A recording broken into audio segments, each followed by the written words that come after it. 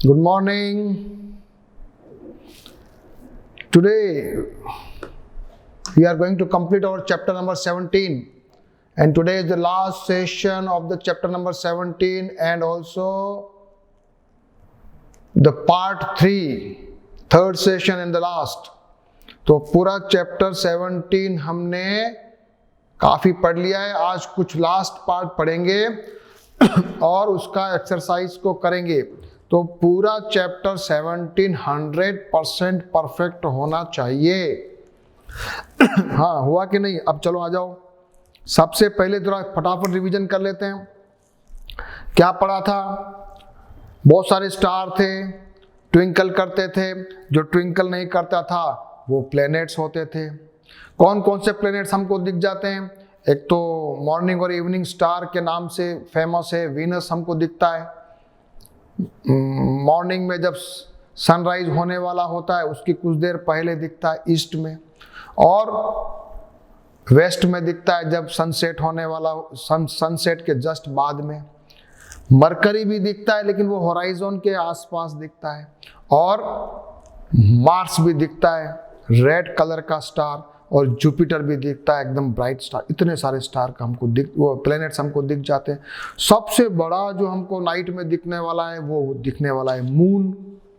और हमने ये भी पढ़ा कि जो मून है ना उसका एक ही फेज हमारी तरफ रहता है, हो ना। उसका जो पूरा का पूरा जो आपको क्रेटर्स दिखते हैं, गड्ढे दिखते हैं, काला काला धब्बा दिखता है, वो एक ही साइड में। कभी वो रिपीट आपको घूमते हुए दिखता है क्या?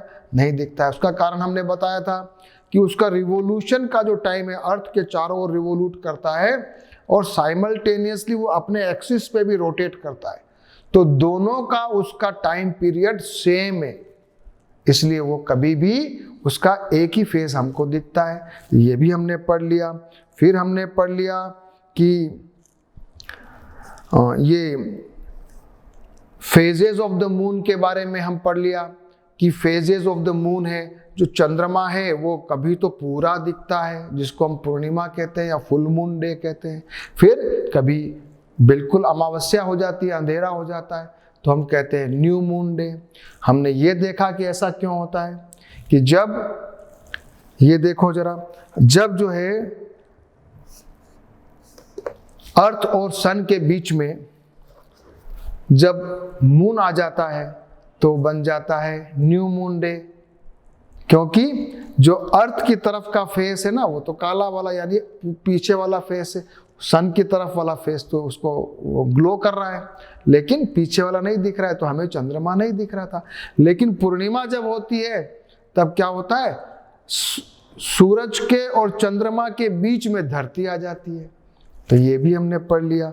और अलग अलग ये चंद्रमा जो होता है, जरा ये फिगर देखना, इसमें जो सूरज की लाइट है वो उसको रिफ्लेक्ट करती है चंद्रमा के जिस हिस्से पे, वो हमको धरती पे दिखता है। तो ये भी एक बात हमको पढ़ाई थी कि जो स्टार्स है ना उनकी तो अपनी खुद की लाइट होती है, लेकिन प्लैनेट्स की या मून की अपनी खुद की लाइट नहीं होती है। पढ़ लिया। फिर हमने पढ़ा कि सबसे पहले हमारे मून पर जाने वाला कौन था, तो हमने पढ़ा नील आर्मस्ट्रॉन्ग और एडविन एल्ड्रिन थे। उसके बाद हमने पढ़ना शुरू किया स्टार्स के बारे में। तो हमने सबसे पहले पढ़ा कि जो सन है ना वो भी स्टार है, और सन तो सबसे पास में स्टार है, तो उसके पास में अगला जो नियरेस्ट स्टार है उसका नाम अपन ने क्या पढ़ा था? Alpha century. और हमने ये भी पढ़ा कि जो सन, यहाँ से सन की डिस्टेंस है या जितनी भी जो स्पेस में बड़ी बड़ी जो सेलेस्टियल बॉडीज है ना उनको सबको डिस्टेंस मेजरमेंट करने के लिए लाइट ईयर काम में आता है। तो लाइट ईयर का मेजरमेंट भी हमने करा। ओके। उसके बाद अपन ने क्या देखा कि कॉन्स्टिलेशंस देखे। बहुत सारे ग्रुप ऑफ स्टार्स बने हुए हैं। तो एक तो बड़ा फेमस है उर्सा मेजर, जिसको हम अपने यहाँ भारत में सप्तऋषि मंडल कहते हैं। तो वो सप्तऋषि मंडल जो है वो कैसा होता है? उसका नाम दिया बिग डीपर जैसा होता है ऐसा, या कभी कभी उसको ग्रेट बियर भी कहते हैं। डीपर मतलब एक चम्मच जैसा है। ये फोटो बनाया हुआ देखो, ये वाला। इसमें क्या है, इधर तो हैंडल है, इधर ऐसा वो बना हुआ है, तो उसको नाम दे दिया बिग डीपर। फिर अपन को ये बताया कि जब ये उर्सा मेजर है तो इसमें से अगर अपन को पोल स्टार का पता लगाना हो तो कैसे निकालेंगे, तो हमको बताया था कि जो लास्ट के जो दो है ना, ये लास्ट के दो को अगर सीधा लाइन से मिलाएंगे तो ये बन जाएगा, क्या बन जाएगा, पोल स्टार आ जाएगा। ठीक है, तो पोल स्टार को निकालने का तरीका बताया। दूसरा वाला जो कॉन्स्टिलेशन था उसका नाम था ओरियन। ओरियन एक हंटर यानी कि शिकारी जैसा है, तो उसमें है ना बेल्ट के उधर 3 स्टार बिल्कुल पास पास है, तो हमको बताया कि वो बेल्ट है उसका, मान लो इमेजिन करो कि it may be the belt. अब कभी आप रात को जब देखेंगे तो कभी ऊपर में आकाश में देखना 3 तारे बिल्कुल एक लाइन में नजर आते हैं। हाँ, वो 3 तारे जो है वही ओरियन है, और उन तीनों तारों की सीधी लाइन जब मिलाना तो एक चमकता हुआ तारा दिखता है, उसका नाम है सीरियस। तो ब्राइटेस्ट स्टार कौन हुआ, सीरियस। तो ये भी हमको पढ़ा दिया। फिर हम आगे सोलर सिस्टम पे। सोलर सिस्टम में हमको बताया कि जो हमारा सन है उसके चारों ओर चक्कर लगाने वाले जितने भी जो बॉडीज हैं उनको हम कहते हैं सोलर सिस्टम। तारे या स्टार सोलर सिस्टम का पार्ट नहीं है। ठीक है, तो हमको बताया कितने प्लैनेट्स हैं, तो हमको बताया टोटल 8 प्लैनेट है। ओके, तो पहले कितने थे, पहले 9 थे, तो किसको हटा दिया, तो 9th नंबर का जो तो प्लेनेट था जिसका नाम था प्लूटो, अभी भी है लेकिन उसको प्लेनेट का दर्जा नहीं दिया, उसका स्टेटस हटा दिया। क्यों हटा दिया, ये भी मन में क्वेश्चन आना चाहिए। अभी उसका क्या नाम है, तो अभी हम उसको बोलते हैं ड्वार्फ प्लेनेट, यानी कि बोना ग्रह, छोटा, अभी उसका लेवल छोटा है। तो ऐसा क्यों होता है, हमको who can become the planet, planet बनने की क्या क्वालिफिकेशंस हैं, तो पहला हमको क्वालिफिकेशन बताई थी कि वो सन की ऑर्बिट करना चाहिए, सन को रिवोल्यूशन, उसका रिवोल्यूशन होना चाहिए, तो होता है। पहली परीक्षा में तो पास हो गया प्लूटो। दूसरी परीक्षा क्या है, दूसरी परीक्षा ये है कि एग्जाम क्या है, उसका स्फेरिकल साइज होना चाहिए, क्योंकि बहुत सारे एस्टेरॉइड्स आएंगे। अभी मार्स और जुपिटर के बीच में बहुत सारे बड़े बड़े पत्थर जैसे एस्टेरॉइड्स हैं, गोल नहीं है, पत्थर जैसे टेढ़े मेढ़े, तो उनको हमने नाम दिया एस्टेरॉइड्स, उनको प्लेनेट नहीं माना। तो प्लूटो पत्थर जैसा नहीं है, गोल है, तो सेकंड क्वालिफिकेशन भी क्लियर हो गया। अब 3rd नंबर की क्वालिफिकेशन ये है कि उसके आसपास में ना छोटे मोटे ये नहीं होने चाहिए, कोई भी एस्टेरॉइड ऐसा कुछ टुकड़े जैसे, क्योंकि उसका ग्रेविटेशन ऐसा पावरफुल होना चाहिए कि वो खींच ले उनको। तो प्लूटो के आसपास बहुत सारे इस प्रकार के एलिमेंट हैं, इसलिए प्लूटो वहां उसकी क्वालिफिकेशन डिसक्वालीफाई हो जाती है प्लेनेट बनने के लिए। और ये कब हुआ, याद करोगे कब हुआ ये हुआ 2006 में। किसने किया ऐसा डिसीजन, जरा बताओ, इसका इंटरनेशनल एस्ट्रोनॉमिकल यूनियन। कभी आप भी स्पेस साइंटिस्ट बन जाओगे, एस्ट्रोनॉमर बन जाओगे, तो हो सकता है आप भी इस यूनियन के मेंबर बन जाओ, आपको भी इंटरेस्ट आ जाए। तो प्लैनेट्स के बारे में हमने पढ़ लिया कि प्लैनेट्स जो हैं वो सारे के सारे सन को चक्कर लगाते हैं और साइमल्टेनियसली अपने एक्सिस पे भी घूमते हैं। हाँ, सारे। तो सबसे पहला, सबसे नियरेस्ट सन के कौन सा था, nearest planet to the sun, बोलिए मार्स। सेकंड बात पूछता हूं, smallest planet of the solar system, sorry Mercury, मैं गलत बोला। Nearest to the sun is Mercury, as well as shortest जो प्लेनेट है वो भी है मरकरी, जिसको हम हिंदी में कहते हैं बुध। उसके बाद सेकंड नंबर का जो प्लेनेट है उसका नाम है वीनस। वीनस जो है वो ब्राइटेस्ट है। तो who is the brightest planet? Answer क्या दोगे? Venus. Who is the hottest? हाँ, अब आ जाओ गाड़ी गड़बड़। Which one is the hottest planet of the solar system? तो आंसर देंगे वीनस, जबकि होना चाहिए था मरकरी, क्योंकि भाई सन के पास में तो वही है ना, सन के पास में जो होगा वही तो गर्म ज्यादा होगा। तो वीनस तो नंबर 2 पे आता है, तो वो गर्म ज्यादा क्यों हुआ? तो आंसर क्या है? वहां पर कार्बन डाइऑक्साइड गैस है वीनस के ऊपर, और इसकी वजह से वीनस जो है ना, ग्रीन हाउस इफेक्ट की वजह से अप्रोक्सीमेटली 480 डिग्री सेंटीग्रेड उसका टेम्परेचर रहता है। 480 डिग्री। अपना अर्थ का हाईएस्ट कितना होता है पता नहीं, 50 to 60 होता होगा। 50 डिग्री पे तो हमारे पसीने निकल जाते हैं। 480 डिग्री है, हमारे यहाँ हो जाए तो पूरी धरती जल जाए।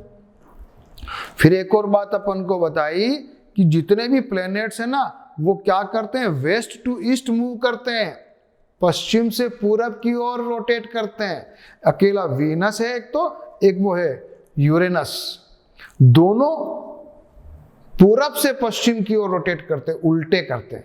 तो हमारे यहाँ जब सूरज उगता है तो पूरब में उगता है, और जब आप वीनस पे जाओगे ना घूमने के लिए, तो वहां पे सूरज पूरब में नहीं उगता है, पश्चिम से उगता है। हाँ, ठीक है। तो ये कुछ इंटरेस्टिंग बातें आपको बताई। फिर अर्थ के बारे में आपने पढ़ लिया, अर्थ रोटेट करती है ये भी देखा, और अर्थ का जो रोटेशन का स्पीड कितना है ये जरा देखो, 460 मीटर पर सेकेंड। 24 आवर्स में घूमती है ना पूरी अर्थ। तो पूरी अर्थ का जो डायमीटर है वो तो कितना 34,000 समथिंग है, और पूरी अर्थ को एक चक्कर लगाने में अपने को 24 आवर्स लगते हैं। तो इतनी बड़ी अर्थ है, इतनी बड़ी पृथ्वी है, तो हम जैसे मान लिया यहाँ पे खड़े, तो हमारी स्पीड क्या रहती होगी, कितनी तेजी से घूम रहे हैं। तो 460 मीटर पर सेकेंड, आधा किलोमीटर, या उसको अगर पूरा पर आवर गिनेंगे तो 1600 किलोमीटर पर आवर, या 1000 माइल्स पर आवर। थोड़ा जनरल नॉलेज का क्वेश्चन हुआ। अच्छा, धरती इतनी गर्म क्यों नहीं होती है, ये भी हमको पढ़ाया था।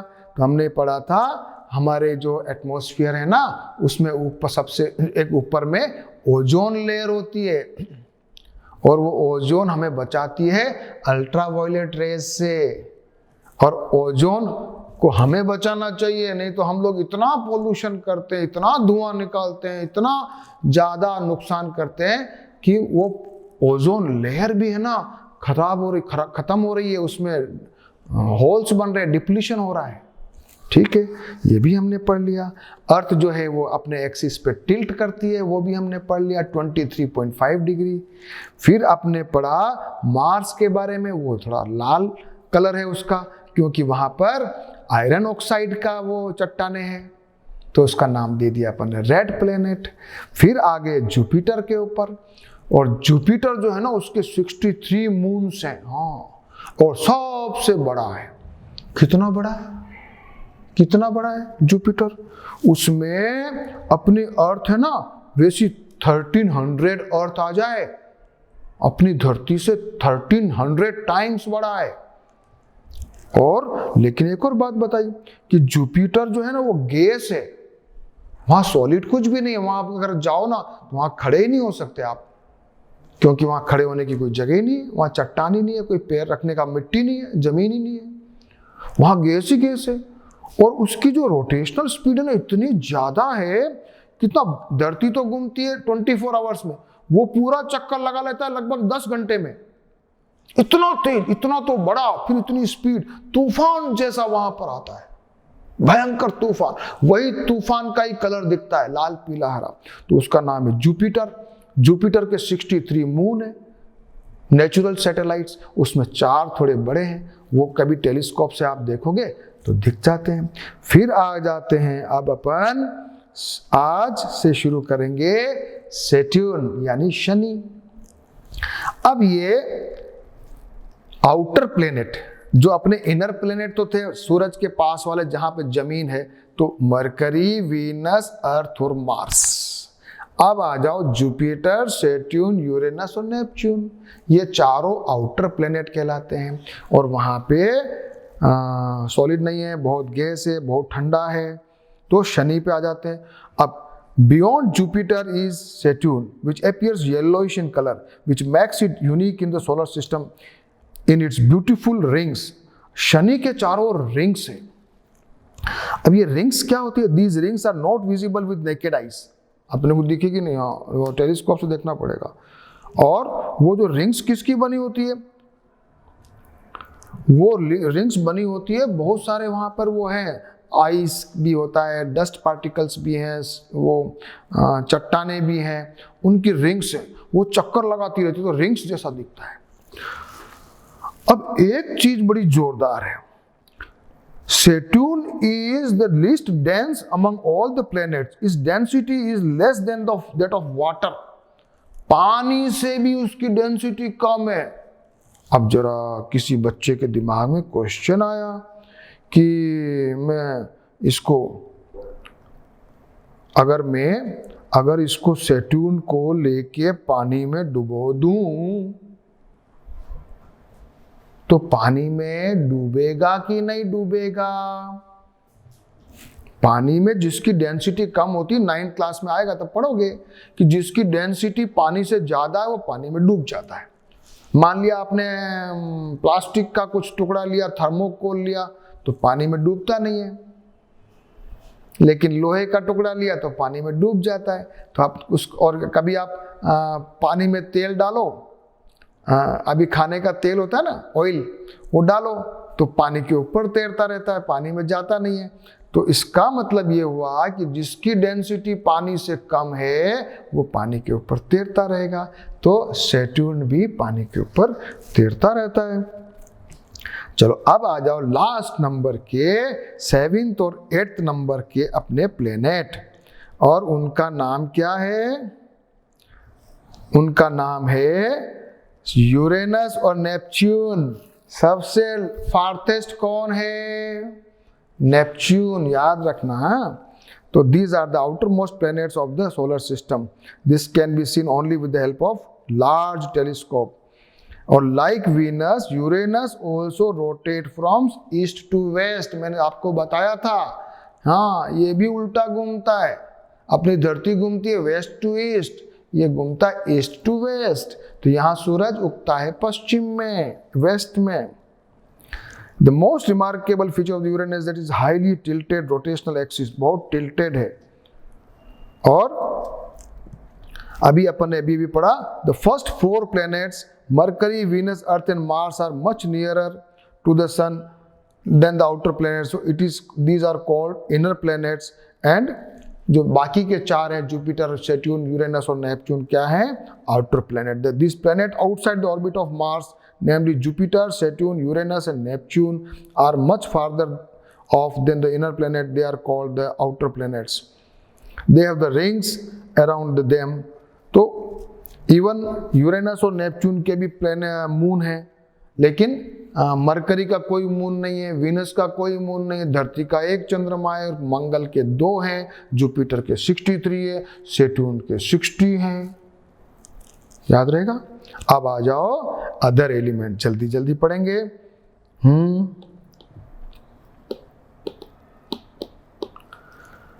There are some other bodies which revolve around the sun. अब ये जो प्लैनेट्स के अलावा और सैटेलाइट्स के अलावा और भी बहुत सारी चीजें हैं, जरा उनका नाम पहलते हैं। तो सबसे पहले आता है एस्टेरॉइड्स। क्या आता है? एस्टेरॉइड्स। इनको अपन, ये एस्टेरॉइड क्या चीज है तो जरा हिंदी में समझेंगे, जल्दी समझ में आ जाएगा। तो इसको कहते हैं क्षुद्र ग्रह। क्षुद्र ग्रह, क्षुद्र यानी छोटे, छोटे छोटे टुकड़े, बहुत सारी चट्टाने जैसे, टेढ़े मेढ़े। और ये कहाँ होते हैं? ये क्वेश्चन आएगा, कहाँ होते हैं ये एस्टेरॉइड्स? ये होते हैं मार्स और जुपिटर के बीच में। जरा देखो, जरा फोटो में कहाँ लिखा है, देखो बताओ। ये देखो कहाँ है, ये रे। और ये कहाँ है? ये देखो इधर। ये है कि नहीं? ये क्या है? ऐसे काले काले दिखा रखा ना आपको, ये एस्टेरॉइड्स है। किसके बीच में? ये मार्स और जुपिटर के बीच में है, उनके दोनों के ऑर्बिट के बीच में। आ जाओ जरा, इसके ऊपर क्या लिखा है जरा। तो there is a large gap in between the orbits of the Mars and Jupiter. This gap is occupied by the large number of small objects that revolve around the sun, and these are called asteroids. Asteroids can only be seen through large telescopes. अब दूसरा आ जाता है comets. Comets, हाँ, ये क्या चीज होती है? इसको क्या कहते हैं हिंदी में? जरा अपन हिंदी में पढ़ेंगे तो और याद हो जाएगा अपने को। इसका नाम रखा अपन ने धूमकेतु। नाम सुना कभी ऐसा? धूमकेतु, या इसको नाम है पुच्छल तारा। अब आपको नाम से फटाफट समझ में आ जाएगा। पुच्छल तारा मतलब ऐसा तारा जिसकी पूंछ होती है, वो कहलाता है पुच्छल तारा, और इसी का नाम है धूमकेतु। तो धूमकेतु, इसके तारा होता है, इसके पीछे बड़ी सी लंबी पूंछ होती है चमकती हुई। हाँ, एक सबसे फेमस नाम है उसका, भी बढ़ाएंगे अपन, हेली नाम का धूमकेतु। वो 1986 में उसको यहाँ पर लोगों ने देखा था, वो आता है कुछ सालों में। Comets are also the members of the our solar system. They revolve around the sun in highly elliptical orbits. However, a period of revolution around the sun is usually very long. A comet appears generally as a bright head with a long tail. The length of the tail grows in size as it approaches the sun. The tail of the comet is always directed away from the sun. Many comets are known to appear periodically. One such comet is called Halley comet, and which appears after every 76 years. 76 years में एक बार दिखता है, और सबसे पहले देखा था 1986, मतलब उसके लास्ट देखा था 1986 में। उसमें 76 ईयर जोड़ दो, कब हो जाएगा 90, 90 में जोड़ो जरा 70, तो कितना हो गया 2050, 2060, 2062 में ये वापस से देखेंगे। तो कौन कौन अपने में से देखेगा जरा बताना।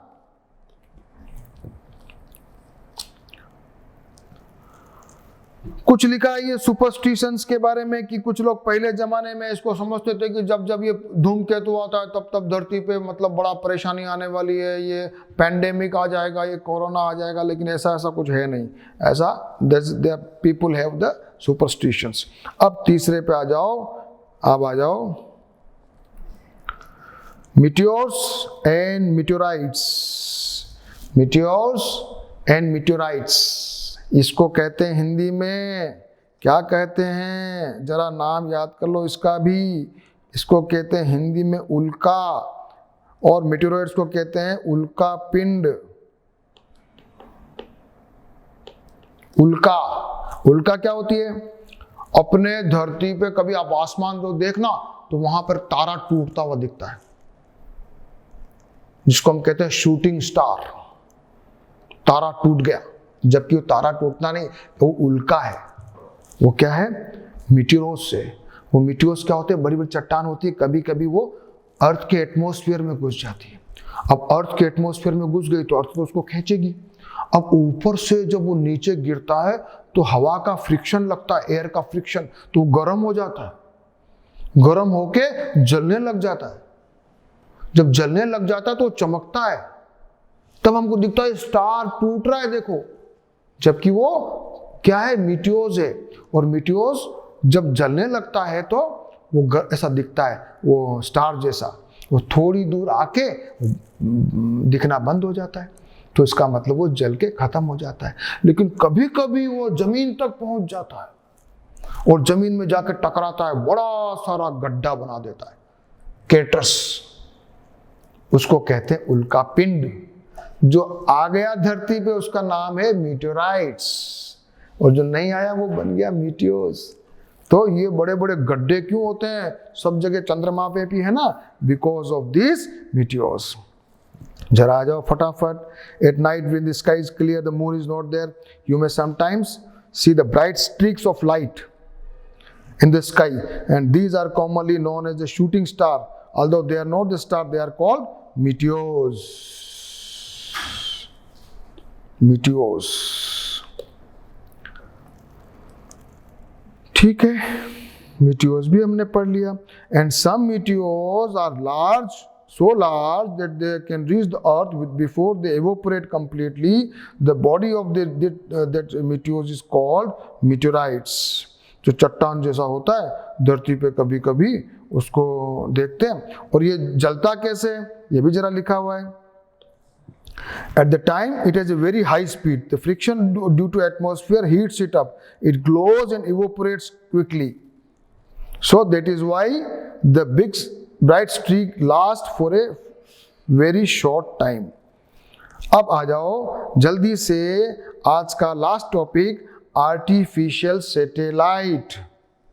हाँ, नेचुरल सैटेलाइट तो अपन ने पढ़ लिया. जो चंद्रमा है वो नेचुरल सैटेलाइट है, धरती के चारों ओर चक्कर लगाता. अभी हमने भी कुछ बनाया satellite.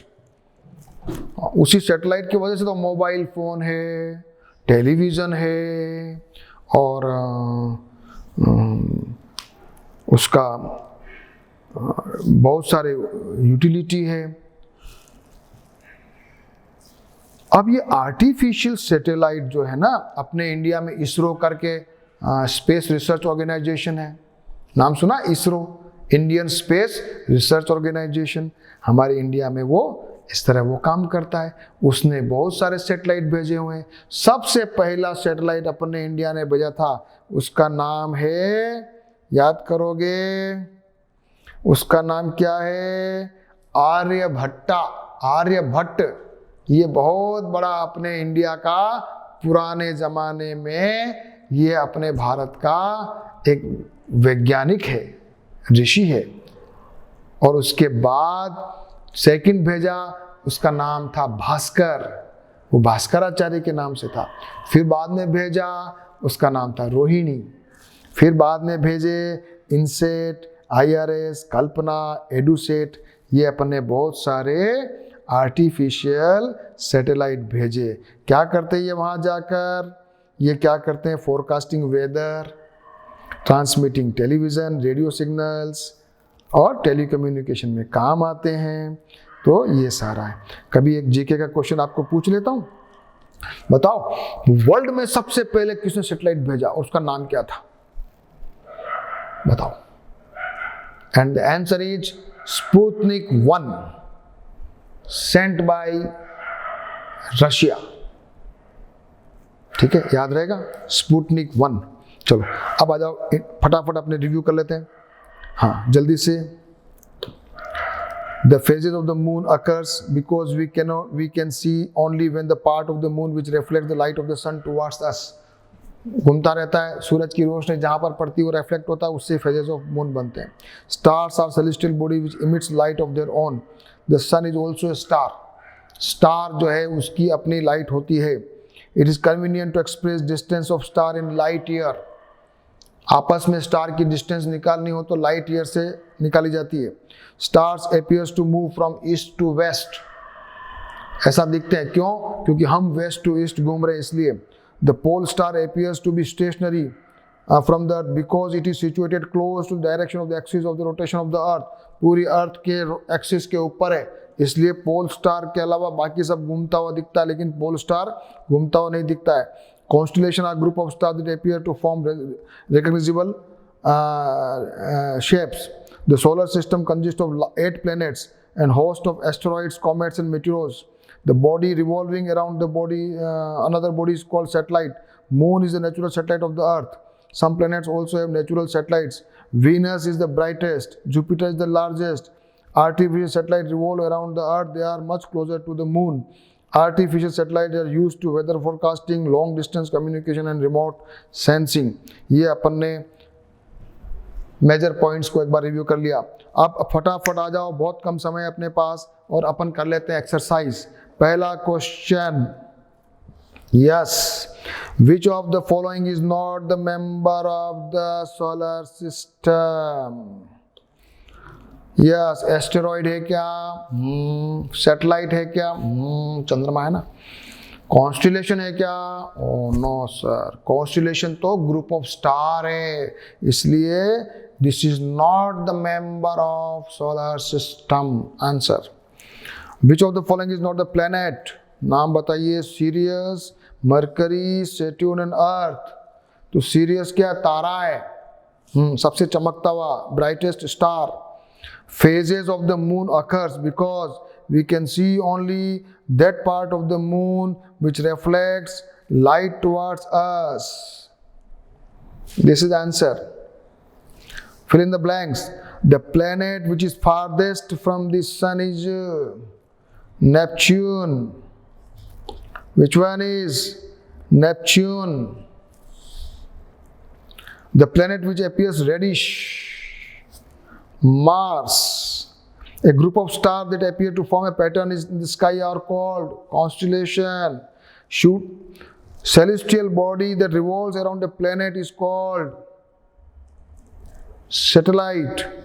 Shooting stars are actually not stars, they are meteors. And asteroids are found between, constellation आ गया, Mars and Jupiter. ठीक है, ठीक है, you are now very intelligent and smart. Yes, चलो आपके लिए रखना है,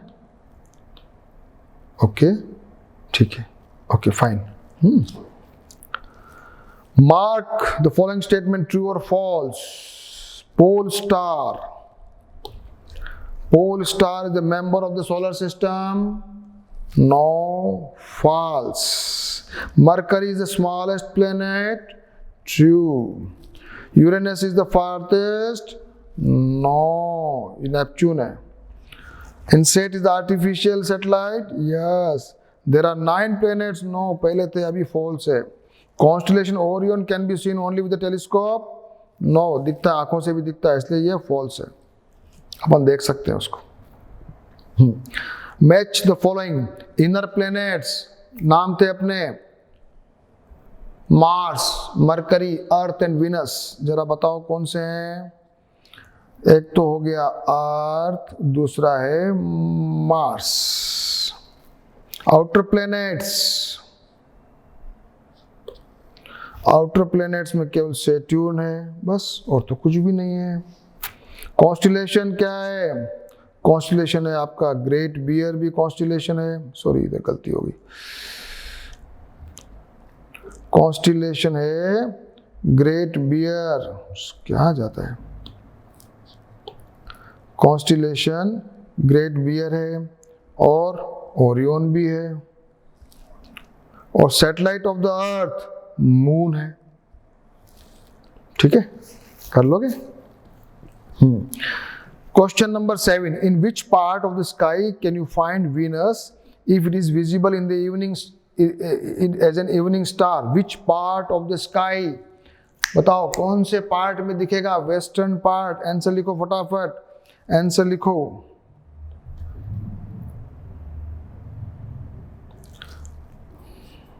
इसको सही करो, वीनस की स्पेलिंग सही करो। हाँ बेटा, वीनस इसकी स्पेलिंग है ना, Venus. Venus appears in the western sky after sunset and called evening star.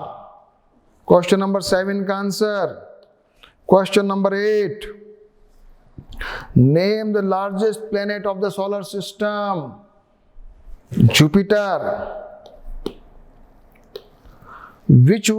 What is a constellation? Name any 2 constellation. Constellation क्या होता है? Group of stars. 2 नाम बताओ, उर्सा मेजर एंड ओरियन। चलो लिखो answer. A constellation is a group of stars that form a recognizable pattern in the sky. The 2 well-known constellations are Ursa Major and Orion. जरा figure बना के ऐसे बता देना, बता दोगे?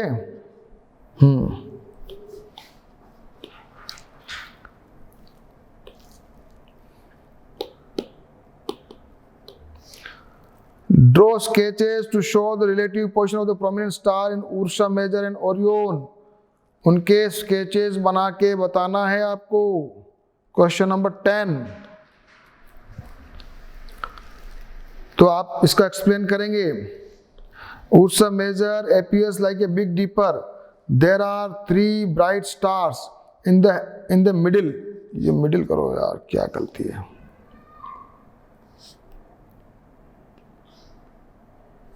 And the 4 stars in the ball of the dipper. ये जब मैं आपको वीडियो देखेंगे, इस क्वेश्चन को जब लिखना होगा आपको आंसर, तो आप क्या करेंगे, पॉज करके उसको लिख लेंगे। And Orion appears like a hunter. 3 bright stars appears in the belt. With the 5 bright stars are arranged to form a quadrilateral. Question number 10 का आंसर आ गया।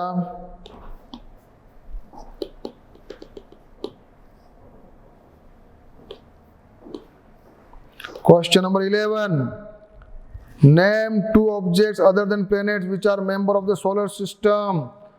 एक तो एस्टेरॉइड ले लो, कॉमेट ले लो,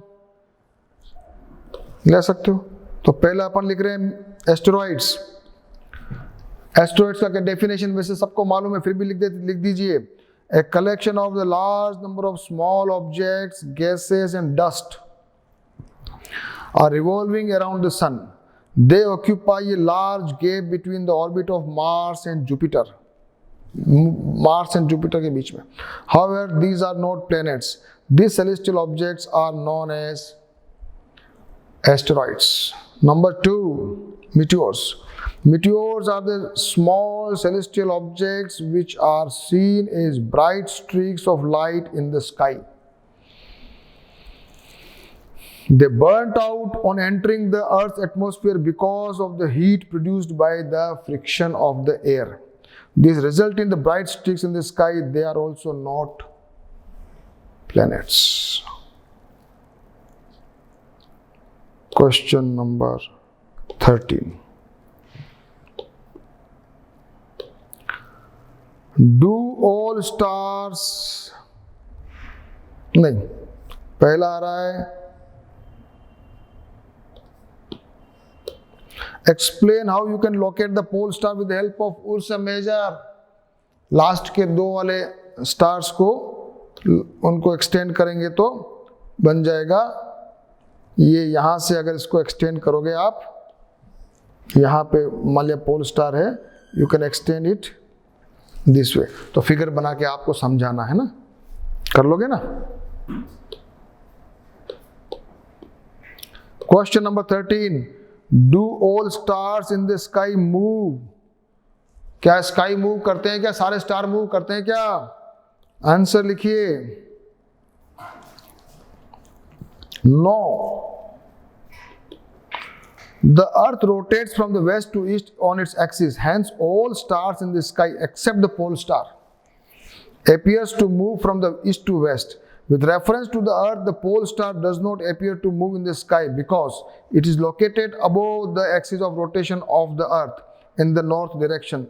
So it appears to remain stationary at a point in the sky. लिख लोगे answer proper, इसको पॉज करके आप लिखना है बेटा।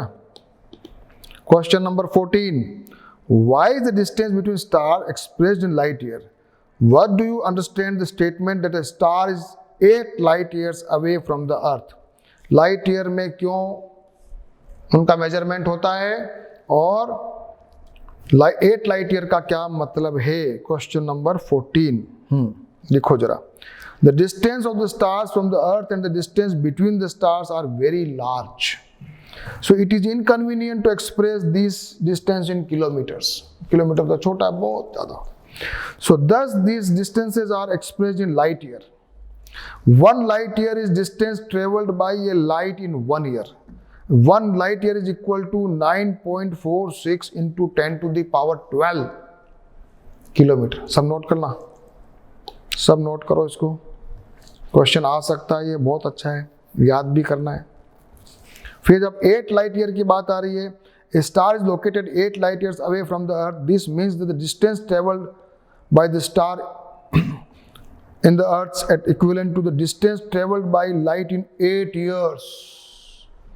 8 साल लाइट चलेगी, 8 साल तब धरती तक पहुंचेगी। अपनी धरती से अगर कोई स्टार 8 लाइट ईयर दूर है तो क्या मतलब है, 8 साल पहले चमका था वो तारा, 8 साल बाद हमको लाइट दिख रही है, तो सूरज कितना दूर है बता दो जल्दी से। लास्ट क्वेश्चन की ओर बढ़ रहे हैं, चैप्टर को फिनिश करने जा रहे हैं फटाफट। 8 लाइट मिनट्स याद रखोगे, 8 लाइट मिनट्स, 8 मिनट वहां से सूरज की लाइट निकलती है, धरती पे पहुंचने में उसको 8 मिनट लगते हैं। लास्ट क्वेश्चन आ जाइए जल्दी से। ये तो हो गया बस। एक क्वेश्चन ऐसे ही बताया है, फटाफट जल्दी जल्दी देख लेते हैं। Radius of the Jupiter 11 time है। जुपिटर का रेडियस धरती के रेडियस से 11 गुना है, तो कितना बड़ा जुपिटर होगा। वॉल्यूम, तो volume of the Jupiter divide by the volume of earth. तो वॉल्यूम का फॉर्मूला सबको मालूम है कि नहीं है? वॉल्यूम का फॉर्मूला होता है 4/3 पाई आर क्यूब।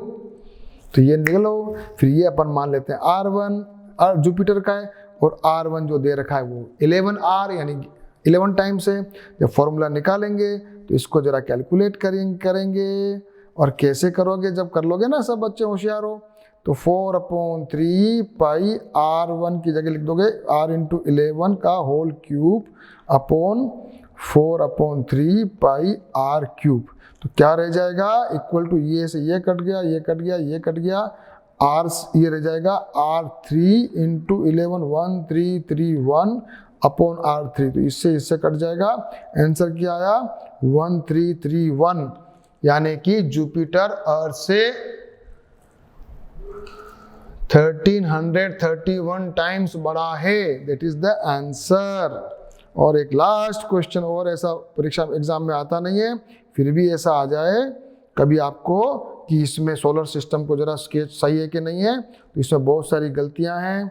क्योंकि मरकरी सबसे पहले सही बनाया, लेकिन वीनस होना चाहिए मार्स है, तो आप जरा चेक कर लें। और एक और गलती यहाँ पर बहुत इंपॉर्टेंट है कि ये जो एस्टेरॉइड्स है ना, एस्टेरॉइड्स ये जुपिटर के बाद में डाले हुए हैं, जबकि ये जुपिटर के और मार्स के बीच में। तो आज अपना चैप्टर पूरा हो गया, और अपन ने ये भी जरा पढ़ा, ये जरा इसको आप देख लेना, बहुत इंटरेस्टिंग है। उसका कितना रिवोल्यूशन वगैरह है।